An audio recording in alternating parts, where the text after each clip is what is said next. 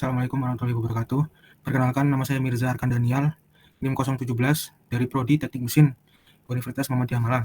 Di sini saya akan mempresentasikan UTS Teknologi dan Metalurgi Pengelasan. Latar belakang, pengelasan merupakan salah satu proses penyambungan material yang sangat penting dalam berbagai industri, seperti konstruksi, otomotif, perkapalan, dirgantara, dan manufaktur. Proses pengelasan tidak hanya bertujuan untuk menyambung dua logam atau lebih, tetapi juga harus memastikan bahwa sambungan tersebut memiliki kekuatan, keuletan, dan ketahanan yang memadai terhadap beban mekanis, korosi, serta kondisi lingkungan ekstrim. Pemahaman yang mendalam tentang metalurgi pengelasan sangat penting karena kualitas sambungan las. Proses pengelasan melibatkan pemanasan dan pendinginan yang cepat yang dapat menyebabkan perubahan struktur kristal logam, seperti terbentuknya fase martensit pada baja atau pertumbuhan butir kasar yang mengurangi keuletan. Tanpa pemahaman metalurgi yang baik, sambungan las berisiko mengalami cacat seperti retak, porositas, dan inklusi. Pemilihan material yang proses pengelasan yang tepat. Setiap logam memiliki karakteristik metalurgi yang berbeda. Misalnya, baja karbon tinggi memerlukan teknik pengelasan khusus untuk menghindari retak dingin atau cold cracking. Sementara paduan aluminium rentan terhadap oksidasi sehingga membutuhkan gas pelindung yang sesuai. Pemahaman metalurgi membantu dalam pemilihan bahan pengisi atau filler metal, parameter pengelasan, dan metode pra-pemanasan atau post-weld heat treatment. Ketahanan terhadap beban dinamis dan lingkungan korosif. Struktur mikro hasil las harus mampu menahan beban fatik, getaran, atau paparan bahan kimia. Kesalahan dalam pemilihan proses pengelasan dapat menyebabkan degradasi properti material seperti penurunan ketangguhan atau peningkatan kerentanan terhadap korosi retak tegang atau stress corrosion cracking. Pembahasan.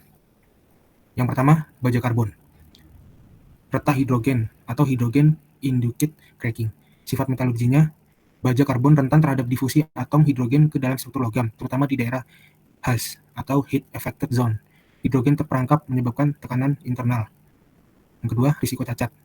Retak dingin atau cold crack, karena hidrogen mengurangi daktilitas dan meningkatkan kerapuhan.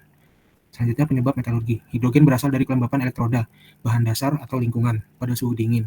Hidrogen terkumpul di daerah dalam 150-250 derajat Celcius untuk memperlambat pendinginan dan kemungkinan hidrogen keluar. Dan filler low hidrogen, seperti E7018 untuk mengurangi sumber hidrogen. Selanjutnya, HAZ keras atau hard HAZ.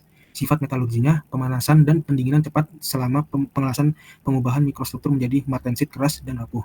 Risiko cacatnya, retak akibat tegangan sisa dan beban dinamis.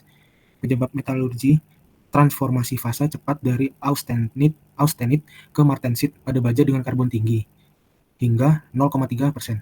Solusinya bisa dilakukan preheat untuk mengurangi laju pendinginan dan kontrol panas input. Energi pengelasan sedang. Yang kedua, stainless steel. Korosi intergranular atau sensitization. Sifat metalurginya adalah kromium (Cr). Dalam stainless steel, pembentukan karbidan Cr23C6 di batas butir saat pemanasan 450-850 derajat Celcius mengurangi kandungan Cr lokal dan kehilangan sifat tahan korosi. Risiko cacatnya, korosi merambat ke batas butir, menyebabkan kegagalan struktural. Penyebab metalurginya, presipitasi karbidan kromium akibat paparan suhu kritis, atau misalnya di HAZ. Solusinya adalah gunakan SS low carbon, atau L-graded E.G.34L untuk mengurangi pembentukan karbidan, dan quenching cepat setelah welding untuk melewatkan zona sensitivitas. B. Retak solidifikasi atau solidification cracking. Sifat metalurginya SS austenitic atau I.G.304 memiliki rentan solidifikasi lebar dan segregasi unsur yang membentuk fase rendah leleh di batas butir. Risiko cacatnya, tegangan. Penyebab metalurgi, konsentrasi sulfur atau fosfor dan struktur austentik yang tidak mampu mengakomodasi penyusutan. Solusinya bisa dilakukan filler dengan ferrit I.G.309L untuk membentuk 3-5% ferrit dalam austenit, menyerap impurities, dan kontrol bentuk bit atau hindari concave weld. Selanjutnya, sensitisasi. Sifat metalurginya terjadi ketika SS austentik terpapar suhu tinggi atau I.G selama welding atau service, memicu presipitasi karbidan kromium. Risiko cacatnya sama seperti korosi intergranular tetapi terjadi selama pemakaian. Solusinya adalah dengan dilakukannya solusi annealing dengan suhu 1050-1100 Celcius diikuti quenching untuk melarutkan karbida dan gunakan duplex SS atau campuran austenit ferrit yang lebih tahan. Selanjutnya, cast iron. Pendinginan cepat dan kekerasan tinggi. Sifat metalurginya, cast iron mengandung karbon tinggi 2-4% dalam bentuk grafit atau cemented. Pendinginan cepat setelah pengelasan membentuk martensit putih atau white cast iron yang sangat keras dan rapuh. Risiko cacatnya, retak dingin atau cold cracking akibat tegangan termal dan ketidakmampuan menyerap deformasi. Penyebab metalurginya, transformasi fasa cepat dan austenit ke martensit ditambah cemented karena kandungan karbon tinggi. Solusinya adalah dengan dilakukannya preheat 300-600 derajat Celcius untuk memperlambat pendinginan dan mencegah martensit. Dan selanjutnya, post heat dengan tempering 500 hingga 650 derajat Celcius untuk melunakkan martensit. Selanjutnya, rapuh atau low ductility. Sifat metalurginya, grafit dalam struktur cast iron atau gray iron bertindak seperti stres. Penyebab metalurginya adalah kurangnya deformasi plastik karena matriks ferrit atau pyrulit yang terpotong grafit.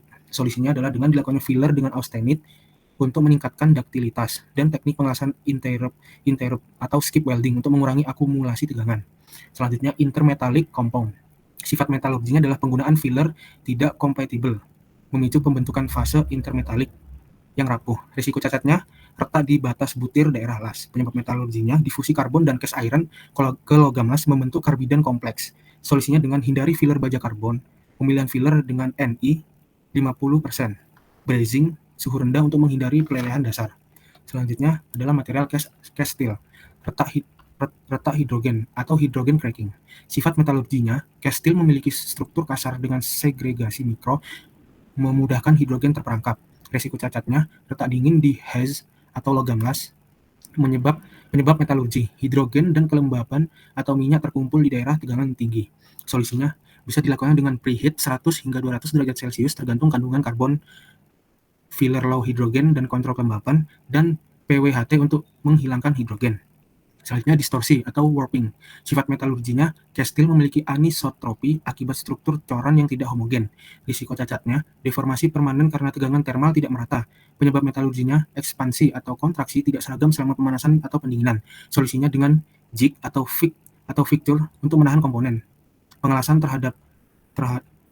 pengelasan bertahap untuk menghindari pelelehan. Selanjutnya, material nikel ekspansi termal tinggi. Sifat metalurginya, nikel memiliki koefisien ekspansi termal tinggi dan konduktivitas termal rendah menyebabkan akumulasi panas lokal. Risiko cacatnya adalah distorsi dan tegangan sisa atau residual stress tinggi. Penyebab metalurginya, pendinginan tidak merata memicu deformasi plastik tidak homogen.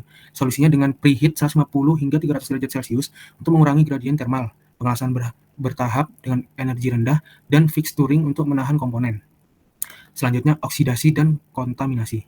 Sifat metalurginya, nikel membentuk oksida stabil yang meleleh pada suhu tinggi dan menghadap fusi.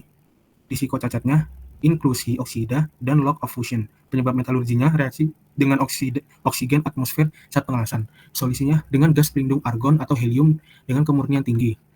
Filler nikel murni atau paduan dengan deoksidator. Selanjutnya, porositas. Sifat metalurginya, paduan nikel rentan terhadap absorpsi hidrogen dan nitrogen. Risiko cacatnya, porositas gas hidrogen atau nitrogen porosity. Penyebab metalurginya, kelarutan gas menurun drastis saat solidifikasi. Solusinya dengan bersihkan permukaan, menghilangkan minyak dan moisture, gunakan baking gas untuk shielding double side. Selanjutnya, material aluminium. Ekspansi termal sangat tinggi. Sifat metalurginya, koefisien ekspansi termal aluminium 2 kali baja dengan konduktivitas termal tinggi. Risiko cacatnya, distorsi parah dan hot cracking. Penyebab metalurginya, penyusutan besar selama solidifikasi. Solusinya dengan fixturing kuat dan clamping, dan metode high speed welding untuk mengurangi input panas. Selanjutnya, oksida refraktori. Sifat metalurginya adalah Al2O3 atau oksida aluminium memiliki titik rendah minus 2070 derajat Celcius.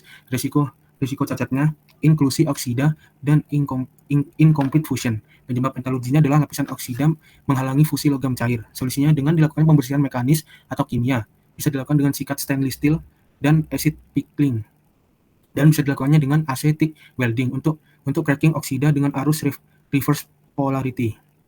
Selanjutnya porositas hidrogen. Sifat metalurginya adalah kelarutan hidrogen dalam aluminium cair tinggi, tapi turun drastis saat solidifikasi. Risiko cacatnya adalah porositas seperti lubang jarum. Penyebab metalurginya adalah hidrogen dari kelembapan elektroda, permukaan atau shielding gas. Solusinya bisa dilakukannya dengan preheat 80 hingga 120 derajat Celcius untuk menguapkan moisture, dan bisa digunakan filler IR4043 atau ER5356 dengan kandungan Si atau Mg untuk mengurangi sensitivitas. Selanjutnya material non-fusion. Yang pertama adalah titanium. Reaktivitas tinggi. Sifat titanium bereaksi dengan O2, N2, H2 di atas 400 derajat Celcius membentuk TiO2 yang rapuh. Risikonya adalah embrittlement dan retak. Solusinya bisa dilakukannya dengan shielding gas argon 99,99% ditambah trailing shield, filler, dan dilakukannya dengan filler ERTI5. Selanjutnya adalah hash lebur atau grain growth. Sifatnya, butir hash membesar akibat pemanasan tinggi dan mengurangi kekuatan. Solusinya bisa dilakukannya pengelasan energi rendah.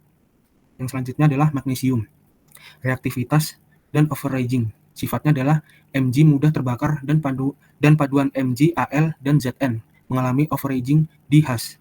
Risikonya penurunan kekuatan dan hot cracking. Solusinya bisa filler Az61A untuk mengurangi retak dan cold metal transfer untuk input panas minimal.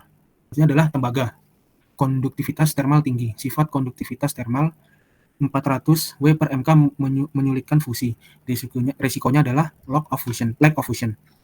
Solusinya adalah preheat 200 hingga 300 derajat Celcius untuk konsentrasi panas. Dan selanjutnya hash overaging atau paduan CuBe. Sifatnya presipitasi fase rapuh di hash akibat siklus termal. Solusinya bisa dilakukannya dengan PWHT cepat untuk menghomogenisasi mikrostrukturnya. Selanjutnya adalah pengelasan material tidak sengaja atau dissimilar material. Tantangan dan solusi metalurginya. Yang pertama, intermetallic compound. Sifat metalurginya ketidakcocokan komposisi kimia antara dua material, misal baja, aluminium atau tembaga stainless steel, memicu pembentukan fase intermetallic yang rapuh dan rendah duktilitas. Risiko cacatnya retak di batas butir atau intergranular cracking dan kegagalan fatik akibat EMC. Penyebabnya difusi atom tidak seimbang selama pelelehan dan solidifikasi, terutama pada suhu tinggi. Solusinya, gunakan interlayer atau logam penyeimbang. Contoh, lapisan nikel antara baja stainless steel. Brazing atau soldering suhu rendah untuk menghindari pembentukan EMC masif. Yang kedua adalah stress thermal atau thermal stress. Sifat metalurginya perbedaan koefisien ekspansi thermal material. Contoh aluminium versus baja menyebabkan deformasi tidak seragam saat pemanasan atau pendinginan. Risiko cacatnya distorsi, retak panas atau hot tear atau delaminasi. Penyebabnya tegangan thermal melebihi kekuatan material di zona las. Solusinya preheat untuk mengurangi gradien thermal. Contoh 150 derajat Celcius untuk baja aluminium. Selanjutnya metode low heat input atau solid state welding. Bisa FSW diffusion bonding. Yang ketiga, teknik mitigasi buttering. Prinsip mengelas lapisan filler kompatibel di salah satu material sebelum joining. Contoh, buttering baja karbon dengan filler nikel sebelum dilas ke stainless steel. Manfaatnya, mencegah kontrak langsung material dasar yang tidak kompatibel. Inlayering. Selanjutnya inlayering material, lapisan perantara Ti, Ni, Cu atau komposit yang menghambat difusi dan pembentukan EMC. Contoh, vanadium interlayer untuk las titanium baja. Brazing atau soldering, keunggulannya suhu rendah. Kurang dari 450 derajat Celcius untuk soldering, kurang dari 900 derajat Celcius untuk brazing. Hindari zona bahaya EMC. Aplikasinya joining tembaga aluminium dengan filler AL-SI. Selanjutnya metode solid state untuk dissimilar joining. Yang pertama, friction stir welding. Cocok untuk AL-Cu, AL baja. Hindari pelelehan dan EMC. Yang kedua adalah diffusion bonding. Gabungan tekanan ditambah suhu terkontrol. Contoh Ti stainless steel dengan inlayer Ni. Yang ketiga, explosive welding. Untuk selanjutnya analisis atau diskusi. Pengelasan bukan sekedar penyambungan logam, tetapi juga memaksa material dengan sifat berbeda untuk berpadu secara harmonis, seperti memediasi konflik antara dua karakter yang berlawanan. Setiap material memiliki kepribadian metalurgi unik yang menentukan tantangan lasnya, dan pemahaman mendalam tentang perilaku fasa, difusi atom, serta respon termal sangat penting untuk menghasilkan sambungan yang kuat dan tahan lama. Kesimpulannya, apa yang saya pelajari? Tidak ada solusi universal, setiap material butuh pendekatan unik. Yang kedua, detail kecil seperti kelembapan elektroda atau kebersihan permukaan bisa menjadi penentu sukses atau gagal. Yang ketiga, teknologi solid state welding, FSW, dan diffusion adalah masa depan, terutama untuk material kreatif atau dissimilar. Saran dan penutup. Tindak lanjutan untuk mengoptimalkan pemahaman dan penerapan teknik pengelasan yang telah dibahas. Berikut rekomendasi tindak lanjut. Yang pertama, eksperimen praktis. Uji coba teknik seperti preheat pada baja karbon atau pulse stick untuk aluminium dengan variasi parameter. Yang kedua, analisis hasil las. Gunakan mikroskop optik atau SEM untuk memeriksa cacat IMC, porositas, dan korelasi dengan teori metalurgi. Yang ketiga, pelatihan lanjutan. Eksplorasi metode solid state welding, FSW, diffusion bonding untuk material dissimilar. Yang mungkin itu saja yang bisa saya sampaikan. Sekian dari presentasi saya. Wassalamualaikum warahmatullahi wabarakatuh.